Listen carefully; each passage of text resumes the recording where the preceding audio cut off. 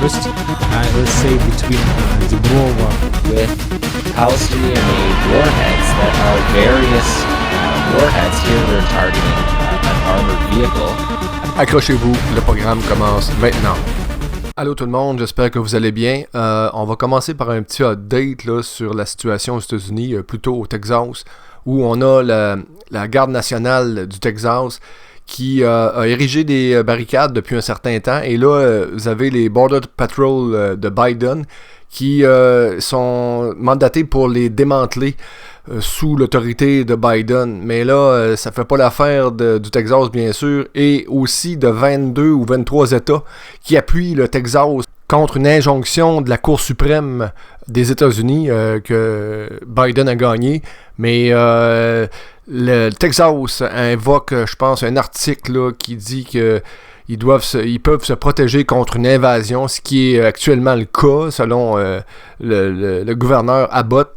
Il y a vraiment un nombre impressionnant. Je pense qu'il y a eu 300 000 immigrants clandestins là, juste au mois de décembre. C'est épouvantable le nombre de gens qui tentent de passer la frontière. Là. C'est démesuré. Fait que c'est ça. On a peut-être un conflit interne qui se dessine là, aux États-Unis. Ici, on voit les troupes de la Floride là, qui commencent à arriver au Texas pour porter assistance à la garde nationale. Là, checkez bien ce qui va suivre. Je sais pas si vous avez vu passer ça, là, le preview du film Guerre civile qui s'en vient, là, je pense que c'est en mai. Écoute, on dirait une prémonition de ce qui s'en vient. On se déplace maintenant en Israël. On a les Israéliens qui sont en répétition générale là, pour envahir le Liban. Ils sont aux frontières nord là, de l'Israël. Et c'est une question d'heures et de jours avant l'invasion là, de l'Israël sur le Liban. Ici, on voit les dernières frappes là, qui ont lieu là, il y a 3 jours. Là, le Hezbollah qui a frappé le nord de l'Israël. Toujours en lien avec le même conflit.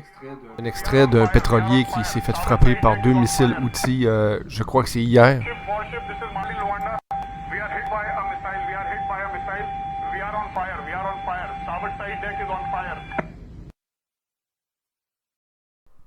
On se déplace maintenant dans le monde des communications.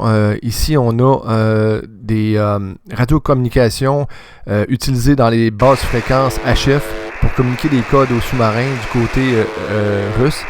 Et on a également un signal assez épeurant. Là, c'est une transmission qu'il y a sur la bande 5800 kHz qui est un système de déclenchement automatique des armes nucléaires en cas d'incapacité du gouvernement russe, des autorités militaires à pouvoir faire les lancements par eux-mêmes.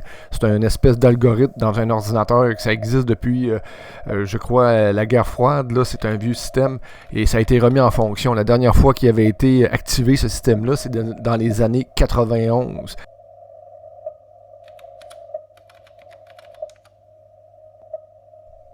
Entendez-vous le bip?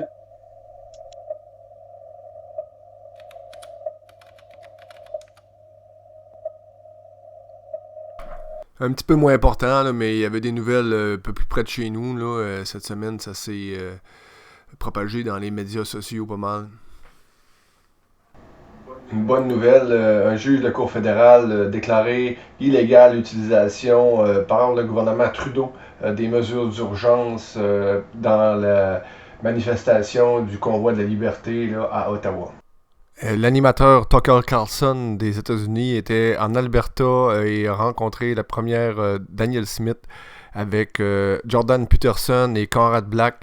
C'est dans une salle comble là, que Tucker a porté son message d'espoir aux Canadiens là, qui attendent un renouveau là, et un changement de leadership. J'ai voulu vérifier la réaction des médias québécois là, sur la venue de Tucker Carlson au Québec. Et écoute, c'est les médias corporatifs qu'on va appeler TVA et Radio-Canada qui sont le bras armé du gouvernement. Écoutez, ça fait aucun sens. Il faut vraiment être limité par le filtre linguistique là, ici pour avoir une version aussi déformée et distorsionnée du discours de Tucker Carlson. Il s'adresse vraiment à des gens qui n'ont aucune espèce d'idée de ce qui se passe. On va conclure ce premier segment sur un dicton de NY Prepper. Préparez-vous, pratiquez-vous et persévérez. Sierra Delta, fin de transmission.